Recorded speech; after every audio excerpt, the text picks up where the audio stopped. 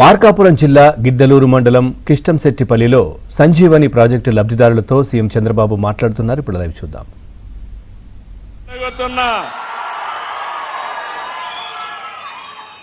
అది ఒక్క వ్యత్యాసమే చాలు, అప్పటికి ఇప్పటికీ మార్పు. ఈ రోజు మీరందరూ చూస్తే ప్రతి ఒక్కరి ఆస్తికి కానీ ప్రాణాలకు కానీ అదే మరిగా ఆ రోజు చెప్పాను, ఎవడైనా మా ఆడబిడ్డల జోలుకొస్తే అదే చివరి రోజుగా ఉంటుంది, గుర్తుపెట్టుకోమని హెచ్చరించాను. నాకు కూడా కొన్ని సవాళ్లున్నాయి. ఒక పక్క గంజాయి బ్యాచి, ఒక పక్క బ్లేడ్ బ్యాచి, ఇంకో పక్క దానికి నాయకత్వం గొడ్డలి పార్టీ. రాబందుల మారిగా వెయిట్ చేస్తా ఉంటారు.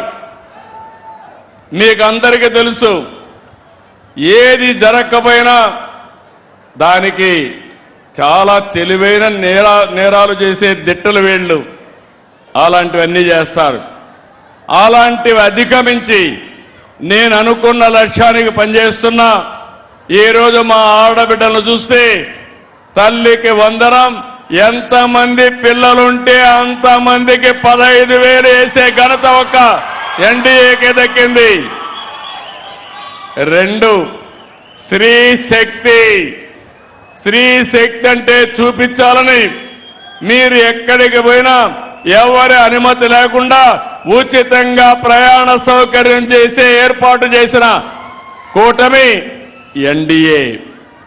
ఒకప్పుడు దేవాలయాలకు పోవాలంటే భర్తలు కానీ తల్లిదండ్రుల అనుమతి అవసరం. ఇప్పుడు జల్సాగా అన్ని దేవాలయాలు కళకళలాడుతున్నాయి.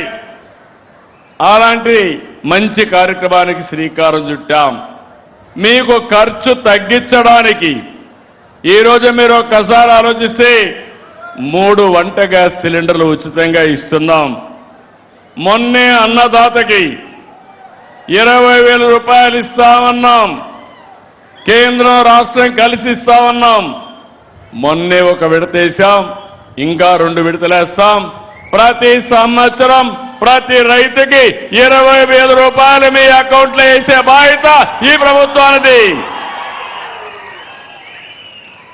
రేపు నెలలో మళ్ళీ మీరందరూ చూసి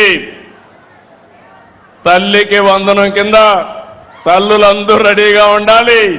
పిల్లలందరూ ఉత్సాహంగా చదువుకోవాలి. అందరి పిల్లల కోసం ఒక్కొక్కరికి 15,000 రూపాయలు మీ తల్లుల అకౌంట్లో వేస్తాము. దీన్ని కూడా జయప్రదం చేస్తాం. ఇవన్నీ చేసేది డబ్బులుండి కాదు, మనసుంది కాబట్టి చేస్తున్నాం. మీరందరూ బాగుండాలి, ఆనందంగా ఉండాలి. అందుకనే ఈ కార్యక్రమాలన్నీ చేశాం. ఈరోజు ఇంకొక పక్కన మీరు చూస్తే ఈరోజు రాష్ట్రంలో గవర్నమెంట్ స్కూల్స్కి పరపతి పెరిగింది.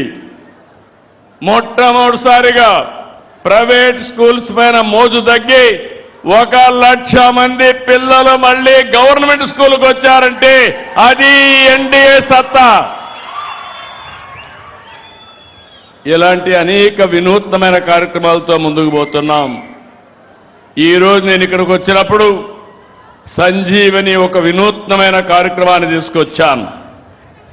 ఈరోజు మీరందరూ గుర్తుపెట్టుకోవాలి, మీ అందరికీ సంపూర్ణ ఆరోగ్య సేవలు అందించాలనుకుంటున్నాం.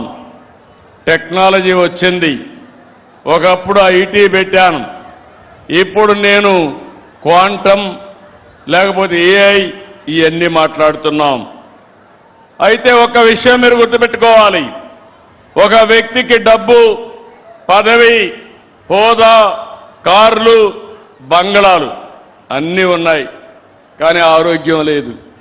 ఏం చేసుకుంటాడని నేను అడుగుతున్నా. తినాలంటే తినలేడు, తింటే మళ్ళీ హాస్పిటల్కి పోవాలి. అలాంటప్పుడు మనం సంతోషంగా ఉండాలంటే మీ అందరి ఆరోగ్యం బాగుండాలి. మీ ఆరోగ్యం కోసం, రాష్ట్రంలో ఉండే ప్రతి ఒక్కరి ఆరోగ్యం కోసం సంజీవని ప్రాజెక్టు తీసుకొచ్చాం.